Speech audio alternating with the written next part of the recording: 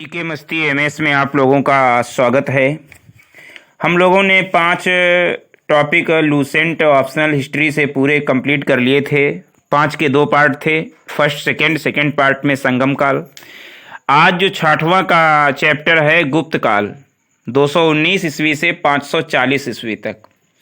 इसके 20 क्वेश्चन होंगे और प्लस किरण बुक से इसका एक्सप्लेन आज होगा। लूसेंट का बाद में एक्सप्लेन करेंगे। तो पहला क्वेश्चन है, गुप्त वंश का संस्थापक कौन था? तो गुप्त वंश का संस्थापक जो था वो श्रीगुप्त था। कौन था? श्रीगुप्त था गुप्त वंश का संस्थापक।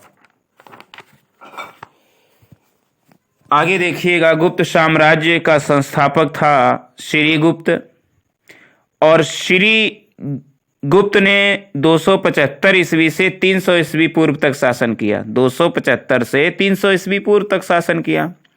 फिर श्रीगुप्त के बाद में घटोत्कच हुए, जिन्होंने 300 ईस्वी से 319-20 तक शासन किया। घटोत्कच ने 300 ईस्वी से 319-20 तक शासन किया। श्रीगुप्त, फिर उसके बाद घटोत्कच। घटोत्कच के बाद में चंद्रगुप्त प्रथम। घटोत्कच के बाद में चंद्रगुप्त प्रथम, जिन्होंने 319 से 330 तक शासन किया, 11 साल। और चंद्रगुप्त प्रथम के बाद में समुद्रगुप्त, जिन्होंने 330 से 380 ईस्वी तक शासन किया, 50 साल। समुद्रगुप्त 330 से 380 ईस्वी तक उसने शासन किया। समुद्रगुप्त के बाद में चंद्रगुप्त द्वितीय, जिसे देवगुप्त भी कहते हैं। चंद्रगुप्त द्वितीय या देवगुप्त ने 380 से 414-15 ईस्वी तक शासन किया। 380 से 414-15 ईस्वी तक शासन किया। फिर चंद्रगुप्त द्वितीय के 3 पुत्र हुए। कौन कौन? गोविंदगुप्त, जिसे तिरहुत कहते हैं, कुमारगुप्त प्रथम, जिसे महेंद्रादित्य कहते हैं, और प्रभावती, मतलब ये लड़की हुई प्रभावती, जो वाकाटकों की रानी बनी। प्रभावती वाकाटकों की रानी हुई। ये 3 संतानें हुई चंद्रगुप्त द्वितीय देवगुप्त की।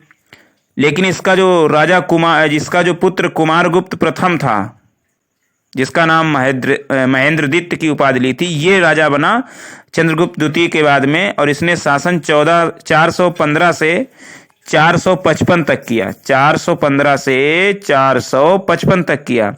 फिर कुमारगुप्त प्रथम के भी 3 संतानें हुई, स्कंदगुप्त, पुरगुप्त और घटोत्कच गुप्त। स्कंदगुप्त, पुरगुप्त, जिसे श्री विक्रम भी कहते हैं। स्कंदगुप्त को विक्रमादित्य की उपाधि ली इसने। और पुरगुप्त तीसरा पुत्र घटोत्कच गुप्त, जिसे डायमैन कहते हैं, डामैन। स्कंदगुप्त विक्रमादित्य कहते हैं, पुरगुप्त जिसे श्री विक्रम कहते हैं, और घटोत्कच गुप्त ये डगमैन है। तो कुमारगुप्त प्रथम के बाद में शासन किया स्कंदगुप्त ने 455 से 468 ईस्वी तक। 455 से 468 ईस्वी तक स्कंदगुप्त ने शासन किया। स्कंदगुप्त के बाद में इसका जो भाई था पुरगुप्त, श्री विक्रम, इसने 468 से 469 तक शासन किया, 3 साल। फिर पुरगुप्त की संतानें 2 हुई, नरसिंहगुप्त और बुद्धगुप्त। तो पुरगुप्त की जब 2 संतानें नरसिंहगुप्त और बुद्धगुप्त हुई, तो बुद्धगुप्त ने शासन नहीं किया, नरसिंहगुप्त ने शासन किया। बालदित्य इसका नाम था नरसिंहगुप्त का। थोड़े दिन शासन किया। नरसिंहगुप्त के बाद में कुमारगुप्त फिर हुआ, जिसने विक्रमादित्य की उपाधि धारण की। और फिर लास्ट इसका शासक जो है इस गुप्त साम्राज्य का, वो विष्णुगुप्त है। कौन है? विष्णुगुप्त। तो ये तो हमने सरसरी दृष्टि से इनके शासन कालों के बारे में बताया। अब देखते हैं पॉइंट बाय पॉइंट। गुप्त साम्राज्य का उदय 3री सदी के अंत में प्रयाग के निकट कौशाम्बी में हुआ था। इस वंश का संस्थापक श्रीगुप्त था, लेकिन वास्तविक संस्थापक चंद्रगुप्त प्रथम, जिसने 319 से 330 ईस्वी तक शासन किया था, वो था। चंद्रगुप्त प्रथम ने उस समय के प्रसिद्ध लिच्छवी कुल की कुमार देवी से विवाह किया। चंद्रगुप्त प्रथम ने उस समय के प्रसिद्ध लिच्छवी कुल की कुमार देवी से विवाह किया था। 319 से 319-20 ईस्वी में चंद्रगुप्त प्रथम ने गुप्त संवत चलाया। 319-20 जब ये शासन पर बैठा तभी इसने क्या चलाया, गुप्त संवत चलाया। सर्वप्रथम चंद्रगुप्त प्रथम ने महाराजधिराज की उपाधि धारण की। समुद्रगुप्त को अपना उत्तराधिकारी बनाने के बाद चंद्रगुप्त ने संन्यास ग्रहण कर लिया था। अनेक विद्वान समुद्रगुप्त की तिथि 335 से 380 ईस्वी मानते हैं, लेकिन इसमें 330 380 भी सही है। समुद्रगुप्त 330 ईस्वी में राजगद्दी पर बैठा। अनेक विद्वान समुद्रगुप्त की तिथि 335 से 380 मानते हैं। समुद्रगुप्त आक्रमणकारी एवं साम्राज्यवादी शासक था। इसका दरबारी कवि हरिसेन था। हरिसेन इलाहाबाद में स्थित प्रयाग प्रशस्त की रचना हरिसेन ने ही की थी। प्रयाग प्रशस्त से समुद्रगुप्त के विषय में जानकारी मिलती है कि उसने अश्वमेध यज्ञ किया। धरणिबंध यानी पृथ्वी को बांधना अपना लक्ष्य बनाया। धरणिबंध यानी पृथ्वी को बांधना अपना लक्ष्य बनाया। धरणिबंध का अपना लक्ष्य बनाया। समुद्रगुप्त ने गरुड़, व्याघ्रहंता, धनुर्धर, परुष, अश्वमेघ एवं वीणाधारी 6 प्रकार की स्वर्ण मुद्राएं जारी कराई। गरुड़, व्याघ्रहंता, धनुर्धर, परुष, अश्वमेघ एवं वीणाधारी 6 प्रकार की स्वर्ण मुद्राएं जारी कराई। समुद्रगुप्त ने उत्तर भारत यानी आर्यावर्त के 9 शासकों को पराजित किया था। विंसेंट स्मिथ, एक विद्वान है, विंसेंट स्मिथ ने समुद्र को भारत का नेपोलियन कहा है। विंसेंट स्मिथ ने कहा है भारत का नेपोलियन समुद्रगुप्त को। समुद्रगुप्त विजेता के साथ साथ कवि, संगीतज्ञ तथा विद्या का संरक्षक था। उसके सिक्कों पर उसे वीणा बजाते हुए चित्रित किया गया है तथा कविराज की उपाधि भी प्रदान की गई है। श्रीलंका के शासक मेघवर्मन ने समुद्रगुप्त से गया में एक बौद्ध मंदिर बनाने की अनुमति मांगी थी। मेघवर्मन ने गया में एक बौद्ध मंदिर बनाने की अनुमति मांगी थी। समुद्रगुप्त के बाद में राजगद्दी पर चंद्रगुप्त द्वितीय यानी 380 से 414 ईस्वी तक बैठा। शकों को पराजित करने की स्मृति में चंद्रगुप्त द्वितीय को देवगुप्त भी कहते हैं। शकों को पराजित करने की स्मृति में चंद्रगुप्त द्वितीय ने विशेष चांदी के सिक्के जारी किए ताकि सकारी उपाधि धारण किए।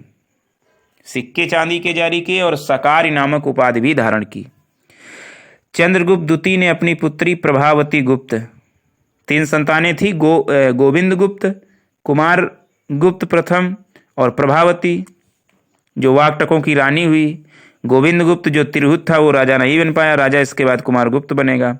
तो चंद्रगुप्त द्वितीय ने अपनी पुत्री प्रभावती गुप्त का विवाह वाकाटक नरेश रुद्रसेन से किया था। किससे? रुद्रसेन, वाकाटक नरेश। रुद्रसेन की मृत्यु के बाद चंद्रगुप्त द्वितीय ने अपनी दूसरी राजधानी उज्जैन में बनाई। रुद्रसेन की मृत्यु के बाद चंद्रगुप्त द्वितीय ने अपनी दूसरी राजधानी जो है उज्जैन में बनाई। चंद्रगुप्त द्वितीय का अन्य नाम देवगुप्त है, देवराज है, देवश्री है तथा उपाधियां विक्रमांक, विक्रमादित्य, परम भागवत, ये उपाधियां। दूसरा नाम देवगुप्त भी आता है, देवराज भी आता है, देवऋषि भी आता है और इसने उपाधियां विक्रमांक, विक्रमादित्य और परम भागवत की धारण की। चंद्रगुप्त द्वितीय के शासनकाल में चीनी यात्री फाहान भारत आया था। चीनी यात्री फाहान भारत आया था। चंद्रगुप्त द्वितीय के 9 रत्न थे। कौन कौन? कालिदास, शंकु, छपड़क, वररुचि, वारामिहिर, अमर सिंह, धन्वंतरि, वेताल भट्ट, घटकरपर। कालिदास, शंकु, छपड़क, वररुचि, वारामिहिर, अमर सिंह, धन्वंतरि, वेताल भट्ट, घटकरपर, ये 9 चंद्रगुप्त द्वितीय के रत्न थे। चंद्रगुप्त द्वितीय का संधि विग्रहिक वीरसेन शैव था। संधि विग्रहिक वीरसेन शैव था। चंद्रगुप्त द्वितीय के बाद कुमारगुप्त महेंद्रादित्य राजगद्दी पर बैठा। कुमारगुप्त जो इसका दूसरा पुत्र था, पहला तो गोविंद गुप्त था, वो तो नहीं बैठ पाया, तिरहुत नाम का था। गोविंद गुप्त तिरहुत भी कहते हैं, लेकिन कुमारगुप्त जो महेंद्रादित्य की उपाधि धारण किए था, ये गद्दी पर बैठा और इसने 415 से 455 तक शासन किया।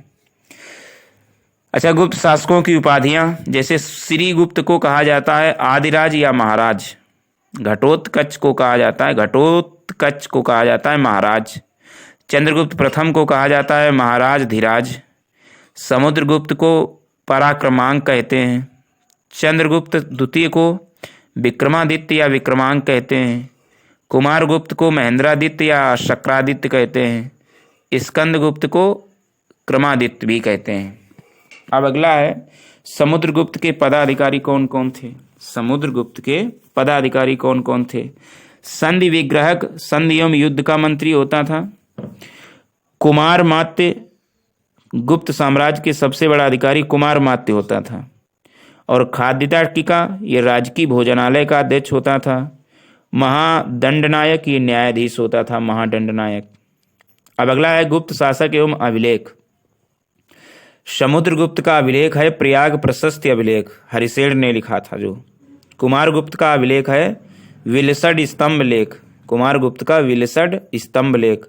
और स्कंदगुप्त का है भीतरी स्तंभ लेख। क्या है? भीतरी स्तंभ लेख। तो ये तो 3 अभिलेख हुए, समुद्रगुप्त का प्रयाग प्रशस्ति अभिलेख, कुमारगुप्त का विलसड स्तंभ लेख और स्कंदगुप्त का भीतरी स्तंभ लेख।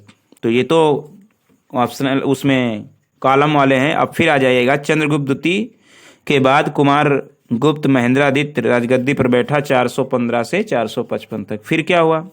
कुमारगुप्त की 623 मुद्राएं बयाना मृदभांड से मिली हैं। कुमारगुप्त की 623 मुद्राएं बयाना मृदभांड से मिली है। कुमारगुप्त की मयूर मुद्रा विशेष शैली की थी, मयूर मुद्रा विशेष शैली की थी। और कुमारगुप्त के सिक्कों से पता चलता है कि उसने अश्वमेध यज्ञ किया था। कुमारगुप्त ने श्री महेंद्र, महेंद्रादित्य तथा अश्वमेध महेंद्र की उपाधियां धारण की। हेनसांग के अनुसार नालंदा बौद्ध विहार का निर्माण शक्रादित्य ने कराया, शक्रादित्य ने कराया। और शक्रादित्य किसे कहते थे? इसे ही कहते थे, कुमारगुप्त को ही। अगला कॉलम है चंद्रगुप्त द्वितीय के पदाधिकारी। चंद्रगुप्त द्वितीय के पदाधिकारी, जिसे विक्रमादित्य या विक्रमांक की भी उपाधि धारण थी।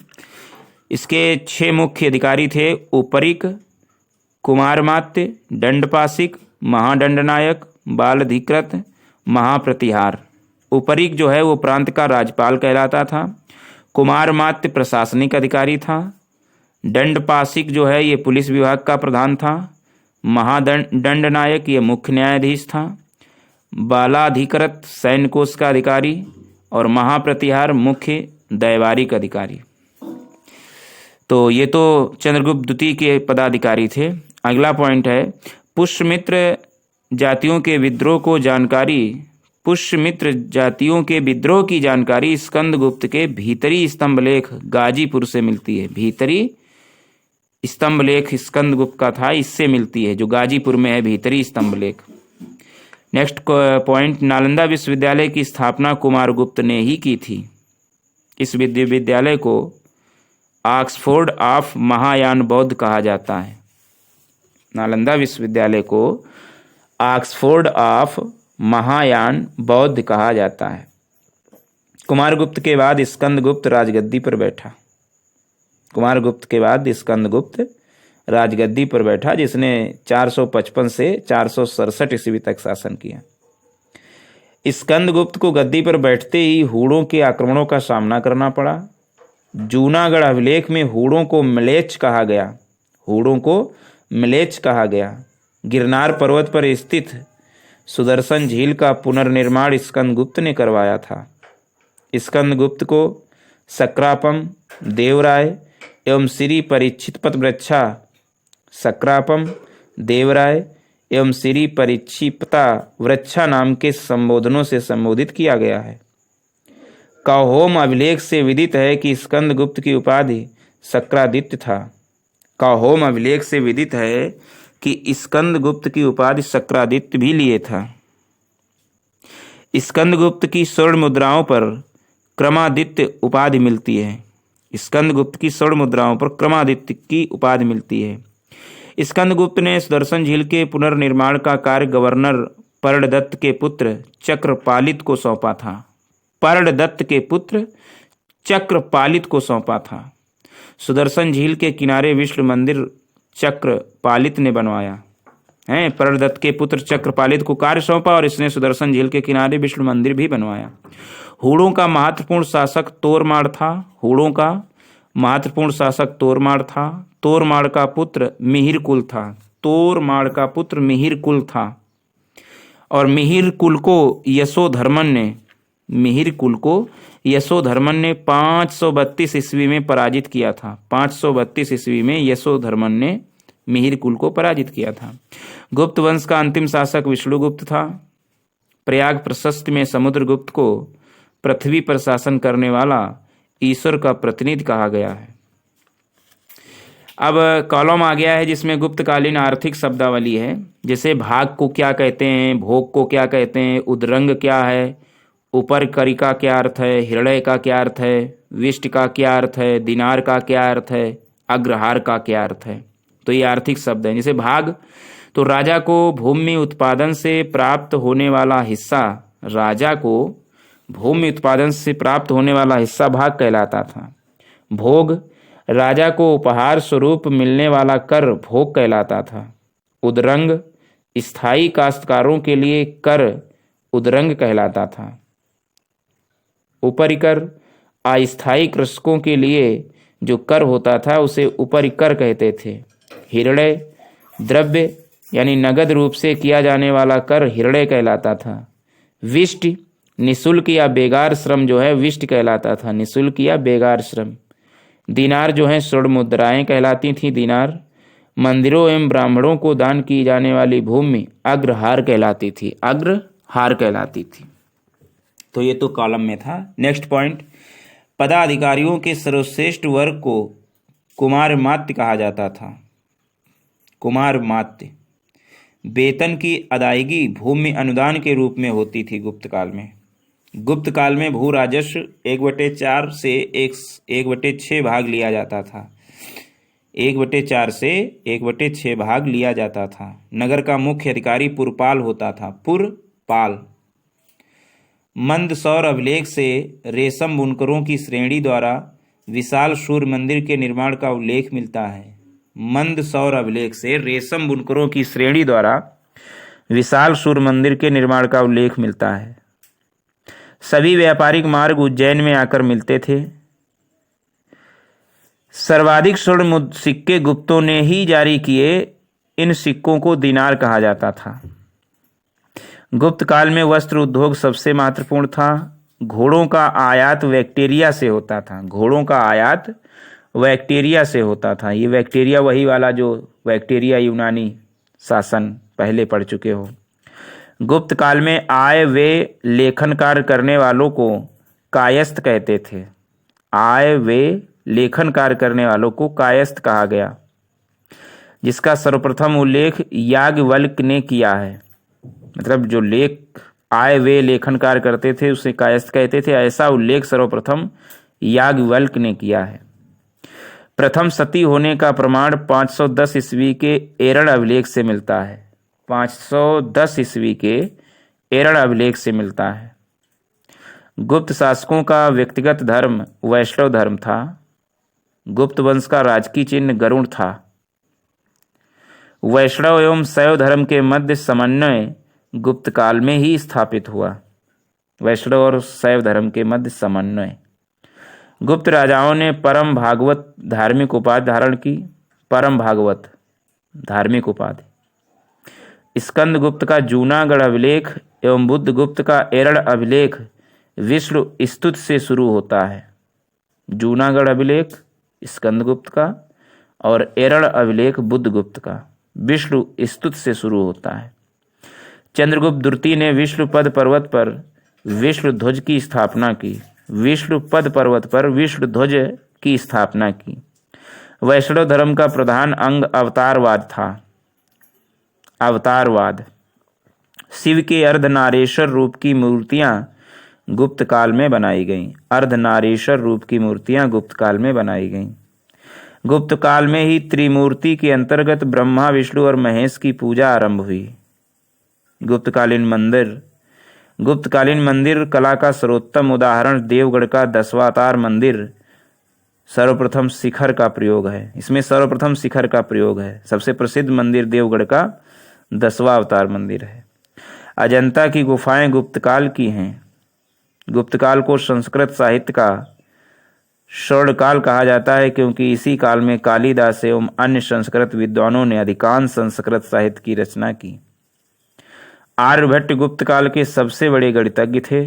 उनकी रचना का नाम आर्यभट्टीयम है। आर्यभट्टीयम। सर्वाधिक भूमि अनुदान गुप्तकाल में दिया गया। गुप्तकाल ब्राह्मण धर्म के पुनरुत्थान का काल माना जाता है। रामायण तथा महाभारत के अंतिम रूप का संपादन गुप्तकाल में ही हुआ था। गुप्तकाल में दास प्रथा विद्यमान थी। नारद ने 15 प्रकार के दासों का उल्लेख किया, जबकि मनु ने 7 प्रकार के। नारद ने 15 प्रकार के दासों का उल्लेख किया, जबकि मनु ने 7 प्रकार के। मंदसौर अभिलेख से कुमारगुप्त प्रथम के शासन का वर्णन प्राप्त होता है।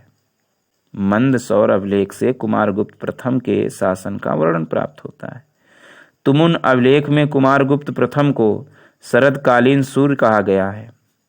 तुमुन अभिलेख में कुमारगुप्त प्रथम को शरदकालीन सूर्य कहा गया है। सबसे अधिक अभिलेख 18 अभिलेख कुमारगुप्त प्रथम के मिले हैं। सबसे अधिक अभिलेख यानी 18 अभिलेख जो है कुमारगुप्त प्रथम के मिले हैं। स्कंदगुप्त का भीतरी अभिलेख गाजीपुर हूणों द्वारा आक्रमण की जानकारी देता है। भीतरी अभिलेख जो गाजीपुर में है, काशी की बहन, तो वो हूणों द्वारा आक्रमण की जानकारी देता है स्कंदगुप्त का। तोरणमल मिहिरकुल प्रसिद्ध हूण राजा थे। तोरणमल और मिहिरकुल प्रसिद्ध हूण राजा थे। काहोम स्तंभ लेख में स्कंदगुप्त को सक्रोपम तथा जूनागढ़ अभिलेख में श्री परिक्षपत्ता वृक्षा कहा गया है। काहोम स्तंभ लेख में स्कंदगुप्त को सक्रोपम तथा जूनागढ़ अभिलेख में श्री परिक्षिप्त वृक्षा कहा गया है। श्री परिक्षिप्त वृक्षा कहा गया है। गुप्तकालीन रचनाएं एवं रचनाकार, जैसे विष्णु शर्मा एक रचनाकार हैं जिन्होंने पंचतंत्र लिखा। कालिदास ने माल विकाग्निमित्रम लिखी, विक्रमोर्वशीयम लिखी, मेघदूत लिखी, अभिज्ञान शाकुंतलम लिखी, कुमार संभव लिखी, ऋतुसंहार लिखी, रघुवंश महाकाव्य लिखा। मालविकाग्निमित्रम, विक्रमोर्वशीयम, मेघदूत, अभिज्ञान शाकुंतलम, कुमार संभव, ऋतुसंहार, रघुवंश महाकाव्य।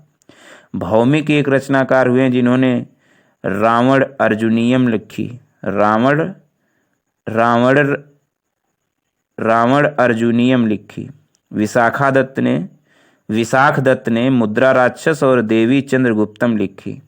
विशाख दत्त ने मुद्रा राक्षस और देवी चंद्रगुप्तम लिखी। भारवी ने किराता अर्जुनीयम लिखी। वत्स भट्ट ने रावण वध लिखी। वत्स भट्ट ने भास एक कवि हुए हैं जिन्होंने स्वप्नवास वदतम लिखी और चारु दत्तम लिखी। स्वप्नवास वदतम और चारु दत्तम ये भास ने लिखी। अमर सिंह ने अमरकोश लिखा। शूद्रक ने मृच्छकटिकम मिट्टी की खिलौना गाड़ी मृच्छकटिकम लिखी शूद्रक ने। वारामिहिर ने बृहत संहिता लिखी। पंच सिद्धांतिका लिखी। 2 किताबें, बृहत संहिता और पंच सिद्धांतिका। आर्यभट्ट ने सूर्य सिद्धांत लिखा और आर्यभट्टीयम लिखी। सूर्य सिद्धांत और आर्यभट्टीयम लिखा। ब्रह्मगुप्त ने ब्रह्मा सिद्धांत लिखा। ब्रह्मगुप्त। राजशेखर एक कवि हुए हैं जिन्होंने काव्य मीमांसा लिखी। बाणभट्ट ने अष्टांग हृदय चिकित्सा से संबंधित है। अष्टांग हृदय बाणभट्ट ने लिखी और हर्षचरित भी बाणभट्ट ने लिखी। धन्वंतर ने शाल्य शास्त्र लिखा जो चिकित्सा से संबंधित है। शाल्य शास्त्र। तो ये तो गुप्तकालीन कुछ रचनाकार और रचनाएं हुई। अगला है गुप्तकालीन महत्वपूर्ण मंदिर। तो गुप्तकालीन महत्वपूर्ण मंदिर जैसे विष्णु मंदिर जो तिगवा जबलपुर मध्य प्रदेश में है। तिगवा में है, जो जबलपुर मध्य प्रदेश में है। शिव मंदिर जो भूमरा में है, नागौद मध्य प्रदेश।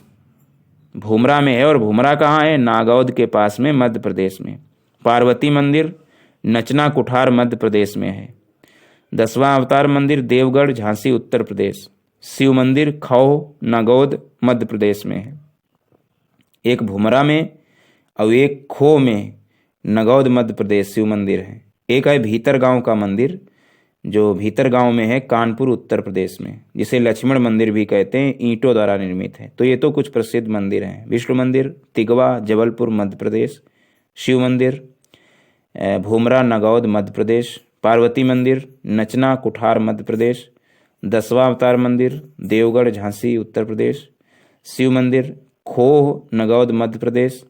भीतरगांव मंदिर भीतरगांव कानपुर उत्तर प्रदेश, जिसे लक्ष्मण मंदिर भी कहते हैं, जो ईंटों द्वारा निर्मित है। ये तो कुछ महत्वपूर्ण मंदिर है। आगे है अधिकारी और विभाग। नंबर 1 अधिकारी है हरिसेन। देखिए, यह समुद्रगुप्त का संधि विग्रहिक एवं महादंड नायक था। इसी ने प्रयाग प्रशस्त की रचना की, हरिसेन। अगला है वीरसेन शैव। वीरसेन शैव, तो वीरसेन शैव जो था, ये चंद्रगुप्त द्वितीय का संधि विग्रहिक अधिकारी था, वीरसेन शैव। अगला है शिखर स्वामी। शिखर स्वामी चंद्रगुप्त द्वितीय का मंत्री एवं कुमार मात्य था। मुख्य सेना प्रधानमंत्री शिखर स्वामी था चंद्रगुप्त द्वितीय का। पृथ्वीसेन। पृथ्वीसेन कुमारगुप्त का मंत्री एवं कुमार मात्य था। कुमारगुप्त का मंत्री एवं कुमार मात्य था। आम्रकारदव। आम्रकारदव जो है चंद्रगुप्त द्वितीय का सेनापति था, आम्रकारदव। अगला है गुप्त काल की प्रमुख भुक्तियां। भुक्तियां मतलब प्रांत। गुप्त काल की प्रमुख भुक्तियां या प्रांत। तो जो अवंती प्रांत था, ये पश्चिमी मालवा जो था, इसे अवंती प्रांत कहते थे। जो पूर्वी मालवा का क्षेत्र था, इसे एरण कहते थे। पूर्वी मालवा का क्षेत्र जो था, ये एरण कहलाता था। उत्तरी बिहार का जो क्षेत्र था, वो तीर भुक्ति कहलाता था, तीर भुक्ति। और उत्तरी बंगाल क्षेत्र था, ये पुंड्रवर्धन कहलाता था, पुंड्रवर्धन। उत्तरी बंगाल जो था, उसे वर्धमान भी कहते थे। और पश्चिमी बिहार को मगध कहते थे। पश्चिमी मालवा अवंती, पूर्वी मालवा एरण, उत्तरी बिहार तीर भुक्ति, उत्तरी बंगाल पुंडवर्धन, उत्तरी बंगाल वर्धमान, पश्चिमी बिहार मगध। तो ये तो किरण बुक से गुप्त काल हुआ। अब 20 क्वेश्चन देख लेते हैं। पहला क्वेश्चन हो चुका था। दूसरा क्वेश्चन है, गुप्त किसके सामंत थे? तो गुप्त जो है कुषाणों के सामंत थे। किसके? कुषाणों के सामंत थे। तीसरा, गुप्त वंश के किस शासक ने सर्वप्रथम महाधिराज की उपाधि धारण की? तो गुप्त वंश के चंद्रगुप्त प्रथम ने सर्वप्रथम महाधिराज की उपाधि धारण की। अब कुछ सूची मिलाना है, सूची 1 सूची 2। प्रयाग या इलाहाबाद प्रशस्त अभिलेख जो है, ये जो है समुद्रगुप्त के बारे में जानकारी देता है। भिलसड स्तंभ लेख जो है कुमारगुप्त के बारे में जानकारी देता है। और भीतरी स्तंभ लेख स्कंदगुप्त के बारे में जानकारी देता है। और मदसौर लेख जो है बंधुवर्मन के बारे में जानकारी देता है। प्रयाग या इलाहाबाद प्रशस्त अभिलेख समुद्रगुप्त, बिलसड स्तंभ लेख कुमारगुप्त, भीतरी स्तंभ लेख स्कंदगुप्त, मंदसौर लेख बंधुवर्मन। अच्छा, 5वां क्वेश्चन है, गुप्त शासन के दौरान निम्नलिखित में ऐसा व्यक्ति कौन था जो एक महान खगोल विज्ञानी और गणितज्ञ था? तो आप सभी जानते हैं आर्यभट्ट थे। वो कौन थे? आर्यभट्ट। गुप्त शासकों की सरकारी या दरबारी भाषा थी संस्कृत। गुप्त शासकों की सरकारी व दरबारी भाषा संस्कृत थी।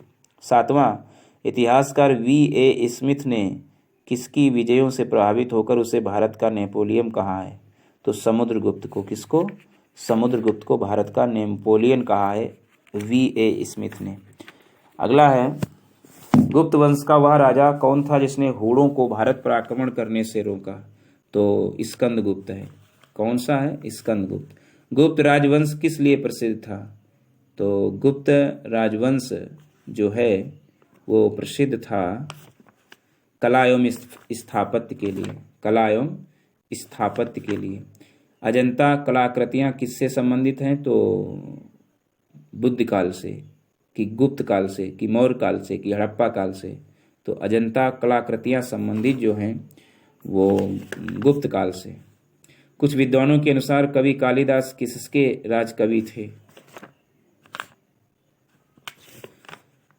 तो कुछ विद्वानों के अनुसार कालिदास चंद्रगुप्त द्वितीय यानी विक्रमादित्य के राजकवि थे।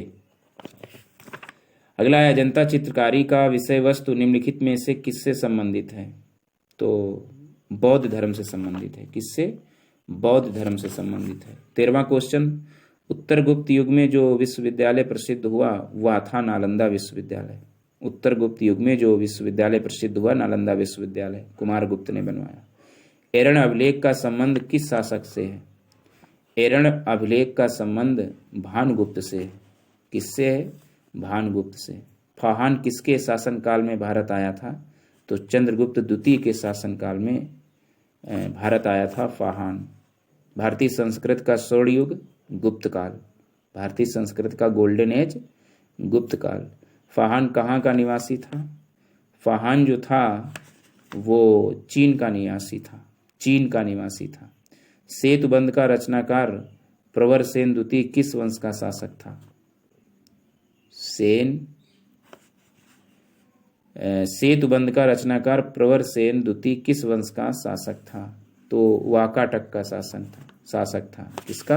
वाकाटक वंश का शासक था सेतुबंध का रचनाकार प्रवरसेन द्वितीय। 19वां क्वेश्चन, किस गुप्तकालीन शासक को कविराज कहा गया?